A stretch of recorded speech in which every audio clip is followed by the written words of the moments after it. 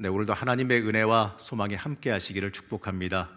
우리가 살아가는 인생, 우리가 살아가는 그 인생이 우리와 우리의 바람은 우리 인생이 늘 평탄하고 순탄하게 만들을 바라실 텐데 어떻습니까, 여러분들? 여러분의 인생 평탄하고 순탄한 인생만 있었다고 말할 수 있으신가요? 우리의 바람과 다르게 늘 평탄하지만은 않은 게 우리의 인생이거든요. 인생이라는 것이 이 시기와 정도의 차이는 있겠지만 항상 이 문제를 만나게 됩니다. 때로는 이 육신적인 어려움에 처할 때도 있고 이 물질적인 어려움 또는 이 정신적인 어려움에 처할 수도 있습니다. 이 어려움들이 어떨 때에는요, 그리 어렵지 않게 그냥 해결할 수 있는 것들도 있겠지만 이 어떨 때는요, 너무나도 이 문제가 갑갑해서 답이 보이지 않을 정도로 어두울 때도 있다는 거예요. 자, 그렇단 말이죠. 우리 인생에 이러한 일들이 발생하는 이유가 뭘까요? 물론 이 정확하게 우리가 이 정답을 말할 수는 없겠지만 우리의 그 인생 자체가 어떻게 보게 되면 원래 그렇기 때문에 그런 건 아닐까요? 우리의 인생에 이 어려움과 질문거리가 계속해서 발생하는 건 이 어찌 보게 되면 당연한 일인지도 모르겠습니다. 우리가 살아가는 인생은요, 이 고민과 문제가 계속해서 연속되기 때문에 그렇습니다. 우리가 살아가는 삶이 단순하게 1 더하기 1은 2 이런 식으로 이 덧셈처럼 명쾌하게 다 들어맞으면 참 좋겠는데 말이죠. 우리의 현실은 그러지 못해요. 우리가 살아가는 그 인생이 이렇게 단순하고 명쾌하게 답이 나오지 않고 복잡하기만 하다라는 겁니다. 이처럼요, 사람마다 주어진 상황 조건은 다 다르지만 재미있는 것은 이 문제를 만나면 이 대부분 세상 사람들은 다 비슷한 반응을 보인다는 겁니다. 그 중에 몇 가지만 말해보면 이렇습니다. 우선 첫 번째로요, 열심히 노력해서 그 문제를 해결하려 들지요. 열심히 공부해서 남들에게 물어봐서 또는 열심히 일해서 아니면 나를 도와줄 사람을 찾아서 해결하려고 합니다. 이처럼 열심히 노력해서 문제가 해결되어지면 물론 좋은 일이겠지만 여러분도 아시다시피요, 인생이 어디 그리 만만합니까? 노력한 것만큼 얻어지면 좋겠는데 이 세상은 노력한 것만큼도 얻어지지 않는 게 현실 아니겠어요? 이 두 번째는 어떠한 반응이냐면 자포자기입니다. 포기하는 거예요. 하다가 중간에 포기를 하던 처음부터 그냥 지레 질려서 포기를 하던 간에 포기를 하는 경우가 있어요. 그리고 세 번째는 회피하는 경우입니다. 하지만 이러한 방법은 임시방편이기 때문에 어떻습니까? 결국에는 또 다른 문제를 만나게 돼 있어요. 이 대부분의 사람들이 이 인생의 문제를 만나서 행하는 공통적인 모습은 바로 이러한 모습들입니다. 이처럼 이 세상 사람들은 여러 가지 방법으로 이 자신의 인생의 문제를 해결하려고 들어요. 하지만 우리 인생의 문제는 이러한 노력으로 해결되지 않는 경우가 더 많습니다. 어찌되었든 간에 이 세상 사람들은 일반적으로 인생의 어려움을 맞이해서 이러한 방법들을 쓰려고 그래요. 자, 그렇단 말이죠. 우리 그리스도인들, 예수 믿는 사람들, 이 그리스도인들은 이러한 상황에서 어떻게 해야 되겠습니까? 이 세상 사람들과 똑같은 방법을 사용해야 될까요? 우리들에게는 이 세상 사람들과는 다른 문제 해결 방법이 있습니다. 아마도 이 교회 다닌 지 오래되신 분들은 제가 무슨 말을 하려고 그러는지 이미 짐작하실 거예요. 아니, 이미 많이 들어서 알고 계실 거예요. 하지만 문제는 말이죠, 우리가 들어도 자꾸 잊어버린다는 게 문제예요. 지식적으로는 잘 압니다. 평온할 때, 평탄할 때, 순탄할 때 물어보면 잘 대답해요. 그런데 막상 위기와 어려움을 만나고 나면 잊어버리고 만다라는 거예요. 우리는 여러 가지 것들을 잊어버리면서 살아가는데 이 어쩌면 잊어버리는 것이 이 사람을 더 건강하게 만들어주는 거다고 흔히 말은 하지만 문제는 말이죠, 너무 중요한 걸 잊어버린다는 거예요.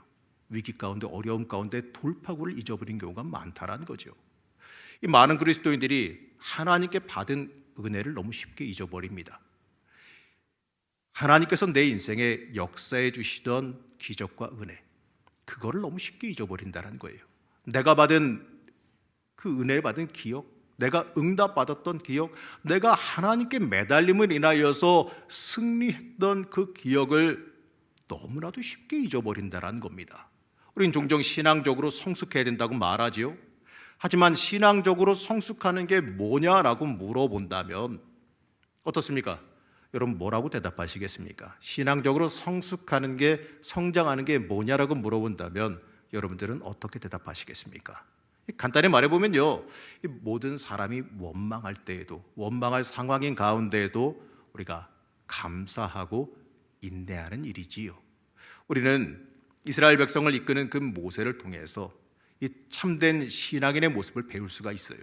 이 출애굽기에 보게 되면 이스라엘 백성들은 하나님의 은혜를 너무나도 쉽게 잊어버리는 모습을 보여줍니다. 고난의 순간이 찾아오면 이 받은 은혜를 잊어버리고 모세와 아론, 하나님을 원망해요. 그러한 일을 만났을 때 모세와 아론은 어떻게 했냐면 하나님 앞으로 달려가서 엎드렸습니다. 우린 출애굽기에서 놀라운 기적과 은혜도 볼 수 있지만 이 모습에 우리가 주목할 수 있어야 돼요. 이 모습은 지금도 여전히 이어지는 신앙인의 문제 해결 공식이기 때문에 그렇습니다. 이스라엘이 가데스에 이르러서 큰 문제를 만났습니다. 바로 물이 없어서. 이 물이 없어서 백성들에게 다툼이 일어나고 백성들에게 원망이 흘러 넘쳤어요. 하나님께서 우리를 죽이려고 이곳으로 끌고 왔느냐, 이러한 원망도 있었고 모세를 원망하고 아론을 원망했습니다. 다시 애굽으로 돌아가자라고 하는 말도 안 되는 말까지 등장했지요. 그럴 때 이 모세와 아론이 이 문제를 놓고 하나님 앞에 엎드리자 여호와의 영광이 그들 앞에 나타났습니다. 바로 하나님께 엎드리면 응답이 임한 겁니다. 여러분 사실 맞습니다. 어떠한 상황이든 어떤 문제든 간에 하나님 앞에 엎드리며 우리의 마음을 내려놓고 간구하면 어떠한 방법이든 간에 방법이 나오게 되어 있어요. 하나님 앞에 엎드리면요, 영광이 임한다란 그 사실을 우리가 믿어야 됩니다.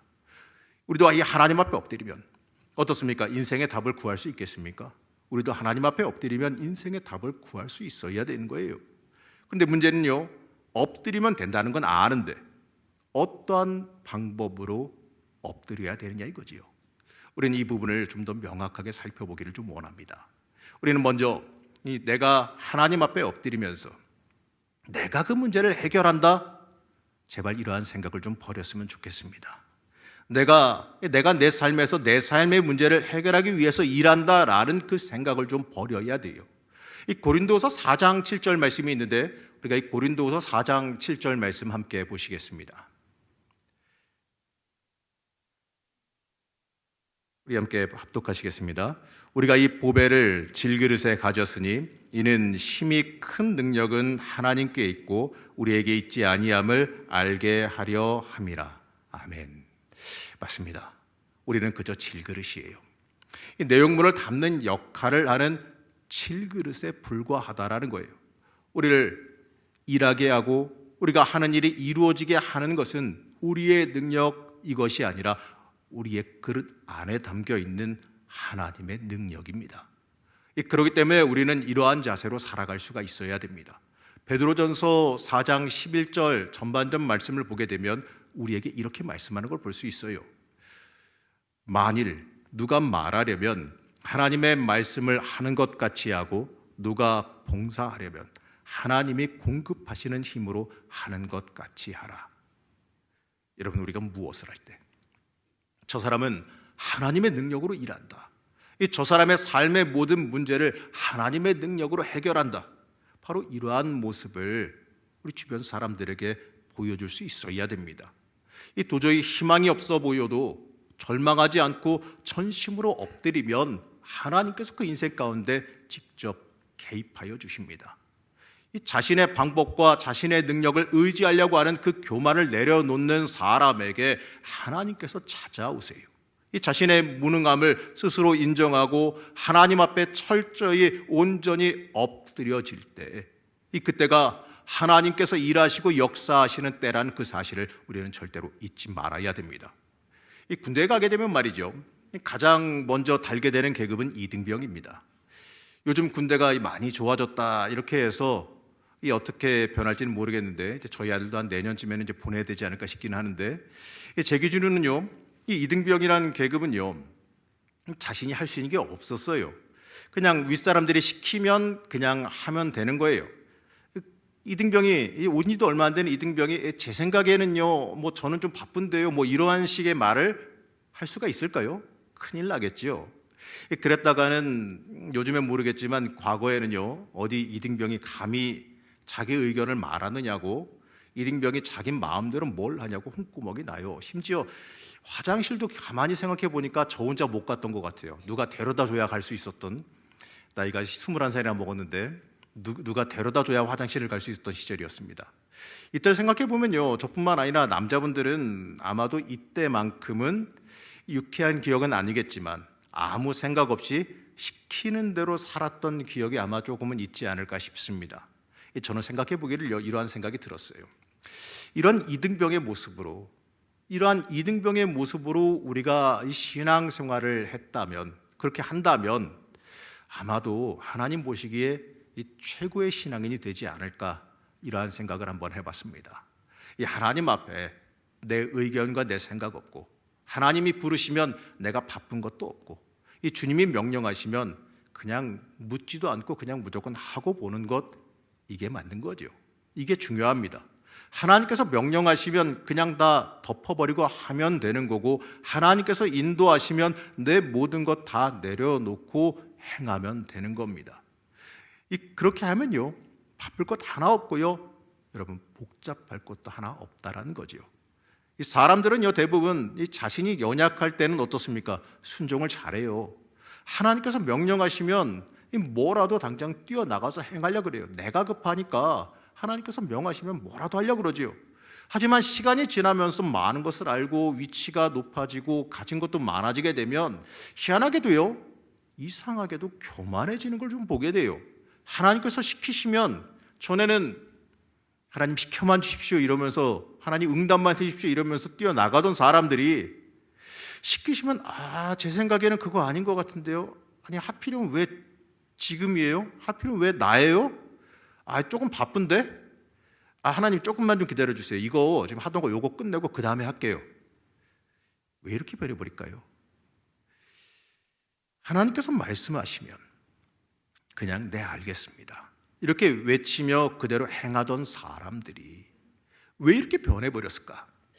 자, 우리는 한번 기억해 봐야 됩니다. 내가 할 수 있다라는 생각을 우리의 인생에서 좀 내려놓을 필요가 있어요. 이 하나님 앞에서는 내가 한다, 내가 이 나를 높이는 그 내가라는 말은 잠시 좀 접어둘 필요가 있습니다. 여러분, 우리가 이 하나님 앞에 엎드리며 가장 먼저 지킬 것은 뭐냐면 무엇보다도 우리의 심령이자 우리의 마음이에요. 여러분, 여러분의 마음과 심령을 지키시길 바랍니다. 하나님이 내 인생을 주관하셔야 돼요.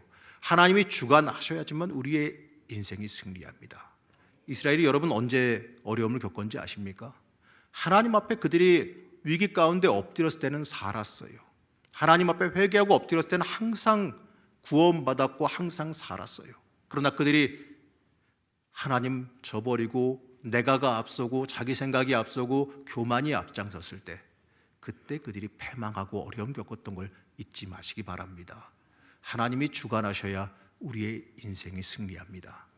내가 내 인생 주관하게 되면요, 그때부터 우리 인생에 이 중대한 문제가 발생하기 시작한다는 그 사실을 잊지 말아야 됩니다. 하나님 중심으로 하나님께서 내 인생을 주관하셔야 된다는 그 마음을 강하게 붙잡으시길 축복합니다. 오늘의 말씀은 두 번째로는요, 우리가 하나님의 앞에 항상 가까이 엎드릴 줄 알아야 한다는 건데, 오늘 말씀은 신명기 34장인데요 이 34장은 모세의 인생을 찬양하고 있어요. 이 말씀의 내용에 모세의 인생에 대한 후손들의 평가가 들어있는 겁니다. 그 내용을 보게 되면 모세를 가리켜서 뭐라고 말하냐면 하나님을 대면한 사람이다, 이렇게 말합니다. 다시 말하면 말이죠, 모세는 하나님께 가까이 있는 사람, 심지어 하나님과 얼굴을 대면할 정도로 하나님과 가까이 지냈던 사람이다, 이렇게 말합니다. 이러한 모세의 모습은 한마디로 말하면 하나님께 철저히 집중되어져 있는 사람이에요. 모세는 무릎으로 낮아짐으로 하나님 앞에 나갔습니다. 하나님을 만나는 것이 모든 문제의 해결의 시작임을 너무나도 잘 알았다는 거예요. 하나님을 대면한 사람에게는 응답이 임한다는 사실을 잘 알고 있었습니다. 요즘 신앙인들의 가장 큰 문제가 뭔지 아십니까? 하나님을 만나지 못하고 일을 하고 하나님을 만나지 못하고 사역을 감당한다는 것, 하나님을 만나지 못하고 신앙생활 한다는 것, 이게 가장 큰 문제입니다. 하나님을 진심으로 내가 심령으로 내가 기도 중에 하나님을 만나는 그 체험을 아직 못하고 그냥 말로만 글로만 남의 이야기만 듣고 신앙생활하는 게 문제라는 거예요. 여기서 가장 큰 문제와 실수가 발생하게 됩니다. 하나님을 알지 못한 채 열심을 내게 되면 어떤 일이 벌어진 줄 아십니까? 우리가 멀지 않아 성경에도 나오지요. 사울의 이야기 아시지 않습니까? 나중에 바울이 되었지만 그 사울과 같이 이 도리어 핍박자가 될 수가 있다는 거예요. 우리에게 있어서 급한 것은 하나님을 아는 것이고 하나님을 만나는 거예요. 여러분, 모세의 위대한 점은 다른 것이 아닙니다. 하나님을 대면할 정도로 하나님 앞에 가까이 갔다라는 것, 바로 그것입니다. 이 성도에게 있어서 가장 시급한 문제는 하나님을 바로 아는 것이고 하나님을 만나는 일이에요. 요즘 신앙인들이 신앙적으로 실패를 하는 가장 많은 부분들이 있는데 바로 하나님과 가까워지는 일, 하나님과 교제하는 일, 바로 이 부분에 실패를 겪는다는 거죠. 우리에게 이 하나님과 교제하고 하나님 만난 흔적이 있어야 됩니다. 이 초대교회나 지금의 현대교회나 이 변함없는 진리는 뭐냐면 하나님과 가까워지는 것보다 더 위대한 전략은 없다라는 겁니다. 여러분, 모세의 능력의 원천이 뭐였겠습니까? 인간적인 능력, 인간적인 잘남이었을까요? 아닙니다.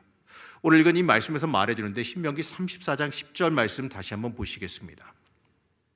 함께 합독하시겠습니다. 그 후에는 이스라엘에 모세와 같은 선지자가 일어나지 못하였나니 모세는 여호와께서 대면하여 아시던 자요. 여러분, 모세는 여호와께서 대면하여 아셨던 자, 이렇게 말씀하지요. 이 모세의 능력의 원천이 바로 하나님이었어요. 하나님의 영광을 본 사람들은 강력한 인생을 살게 됩니다. 하나님과 대면하여 가까이하고 하나님을 만난 사람들은 하나님의 능력을 힘입어서 강력한 인생을 살아가게 되어 있습니다. 이 대부분의 이 세상 사람들이 어려움 당할 때, 이 답을 구할 때, 무엇인가 하려고 할 때 이 몰라서 못한다고 생각하지요. 방법 알면 누구나 다 할 수 있다고 생각들 합니다. 배우면 된다고 생각들 해요. 하지만 그것이 아니에요. 아무리 많이 알지라도, 아무리 많이 가르쳐도 위에서 쏟아주시는 능력이 없으면, 위에서 쏟아 부어주시는 능력이 임하지 않으면 할 수가 없는 겁니다. 농부가 아무리 열심히 농사를 짓는다 할지라도 자신의 인간적인 능력으로 뭘 한다고 할지라도, 그런다고 해서 풍년을 맞이하는 게 아니에요. 물론 노력도 해야겠지만 풍년은 하늘에서 주어 주셔야 되는 거거든요. 인간의 인생도 마찬가지예요. 복이요? 내가 열심히 일하고 내가 열심히 뭘 한다 그래서 복이 만들어집니까? 하나님께서 쏟아 부어 주셔야 임하는 게 복입니다. 이걸 잊어서는 안 돼요. 우리가 아무리 강할지라도, 내가 아무리 잘났을지라도 위에서부터 부어주시는 하나님의 능력이 임하지 않으면 우리는 할 수가 없다는 걸 깨달아야 됩니다. 우리는 그렇기 때문에 하나님의 그 음성 듣는 곳으로, 하나님 만나는 자리로 되돌아가야 됩니다. 우리가 하나님을 향해서 가까이 엎드려야 되는 거예요. 하나님께 가까이 다가가는 것, 이 하나님께 가까이 다가가 엎드림으로 하나님의 도움을 구하고 내 의를 하나님 앞에 내려놓는 것, 여러분, 이것이 바로 문제 해결 방법입니다. 이 출애굽 사건에서 이스라엘이 홍해 앞에서 처한 그 상황은 진퇴양난의 상황이었습니다.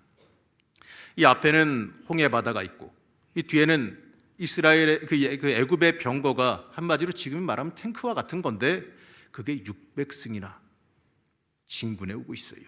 이처럼 희한하게 인생 살다 보면요, 어려움은 몰려서 오더라고요. 좀 감당할 만하게 좀 순서대로 오면 좋겠는데 그렇지가 않아요.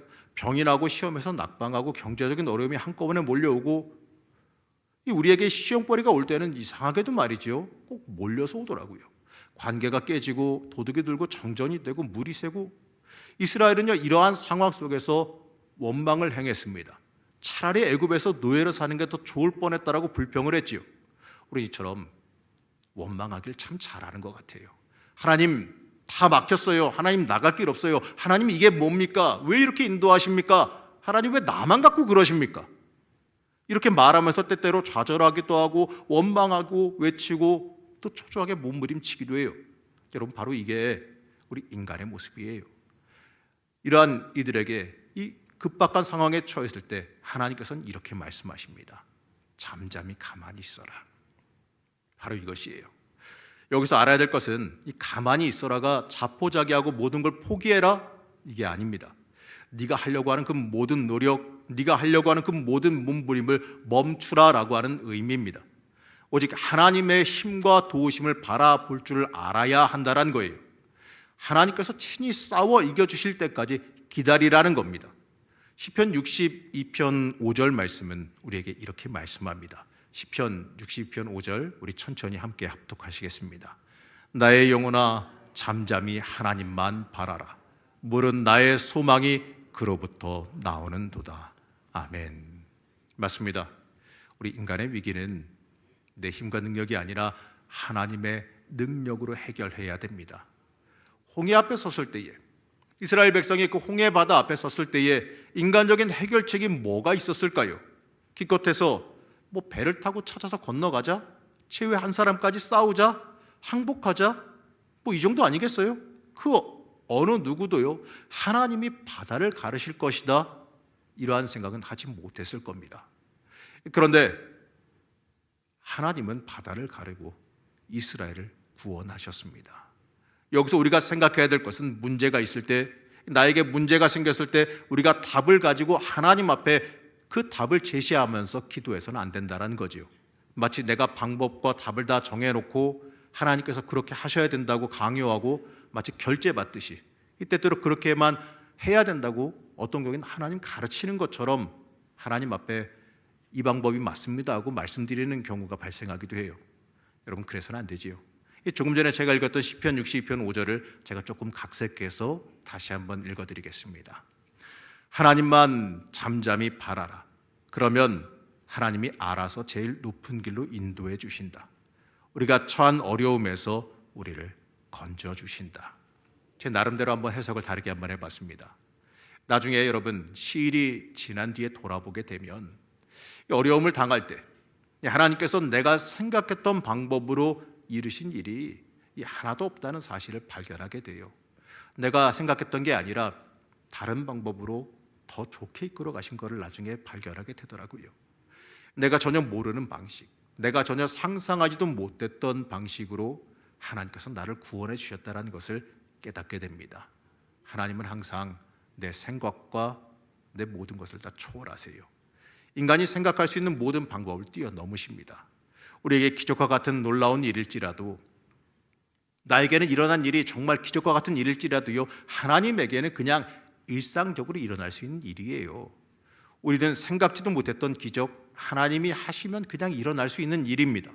그렇기 때문에 우리가 홍해바다 앞에 있든지 또는 세상에 있든지 간에 우리가 사명을 붙들고 이 순간순간 주님이 우리에게 주시는 말씀을 붙들고 순종해 가기만 하면 되는 겁니다.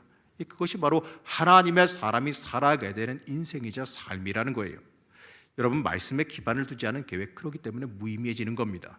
하나님께 맡기지 않은 그 인생의 계획, 하나님의 인도하심을 받지 못하는 계획은 이 무의미한 계획에 불과하다는 것을 우리가 잊지 말아야 돼요. 우리의 인생에서 하나님께서 역사하실 그 시간을 여러분들 잠잠히 기다리시길 축복합니다. 하나님께 최선을 다하면서 내 인생을 내어 맡길 때에 하나님의 놀라운 기적을 내 삶 속에서 틀림없이 경험하게 될 줄로 믿습니다. 하나님께 온전히 내어 맡김으로 하나님의 놀라우신 인도함을 경험하는 삶을 살아가기를 축복합니다. 우리 사랑하는 성도 여러분, 하나님께 엎드리면 답이 있어요. 기도가 승리합니다. 이 세상의 것들이 우리를 해치려 할지라도요, 세상의 것들이 우리를 계속해서 힘들게 어렵게 몰아붙일지라도 우리가 잊지 말아야 되는 것은 우리의 인생의 답은 하나님께 달려있다는 그 사실입니다. 우리 인생의 승리는 우리가 얼마나 하나님 앞에 철저히 더 무릎 꿇었느냐, 여기에 달려있어요. 이 하나님 앞에 철저히 엎드리시기를 축복합니다. 모세처럼 하나님과 대면하기를 소망하시길 바랍니다. 저는 그 말씀 읽으면서요, 물론 감당하기 어렵겠다 싶기도 하지만 한편으로는 많이 부럽기도 했어요. 어떻게 했길래 하나님을 대면할 정도로 그렇게 가까이 친하게 알 수 있었을까? 시샘이 나더라고요. 여러분도 그러한 선한 시샘이 있기를 축복합니다. 우리 인생의 문제가 크면 클수록요, 우리의 삶에 하나님의 도움을 바라면 바랄수록 우리가 해야 될 일은 하나님 앞에 무릎 꿇는 일이에요. 막상 그 어려운 일들, 내가 할 수 있는 일이 얼마나 있겠습니까? 고난과 어려움 중에 내가 이리저리 날뛴다 그래서 뭐가 얼마나 해결되겠습니까? 하나님 앞에 엎드리는 것만큼 더 지혜로운 일은 없다라는 겁니다. 인생에 의문이 있을 때, 인생에 답이 나오지 않을 때, 우리 인생의 만능 정답이 되어주시는 하나님 앞에 철저히 엎드리시기를 바랍니다. 하나님은 우리 인생의 승리요 해답이 되어주심을 믿고 고백하시길 축복합니다. 우리 인생의 문제 해결 법칙, 바로 하나님 앞에 철저히 엎드리는 데 있습니다. 하나님 앞에 온전히 엎드려서 인생의 해답, 인생의 승리함을 간구하시는 여러분들 되시기를 시간 간절히 축복합니다.